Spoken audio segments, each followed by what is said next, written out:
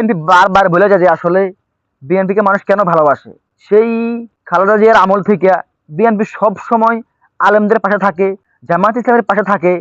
এছাড়াও বড় বড় হক্কানি আলেমদেরকে তাদের সাথে রাখার চেষ্টা করে, তাদের পরামর্শ নিয়ে তারা অনেক কিছু পরিচালনা করে।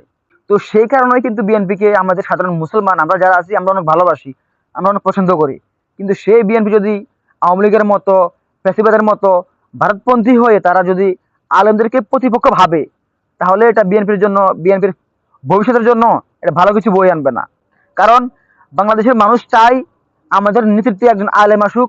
আমরা চাই আমাদের প্রত্যেকে, আমাদের ওয়ার্ড থেকে শুরু করে আমাদের সংসদ পর্যন্ত, আমাদের প্রতিটি সেক্টরে আমাদের আলেম থাকুক। এবং বিএনপির যে নেতারা আছে যারা ভালো দেশপ্রেমিক তারাও থাকুক। এখন যদি বিএনপির কোনো নেতা, কোনো নেত্রী যদি কোনোভাবে কোনো কারণে তারা যদি আলেমদের পিছনে লাগে বা আমাদের হুজুরদের পিছনে লাগে, তখন বিএনপির প্রতি আমাদের যে ভালোবাসাটা সেটা আর আগে জায়গায় থাকবে না। সুতরাং বিএনপিকে এটা বোঝা উচিত যে মিজানুর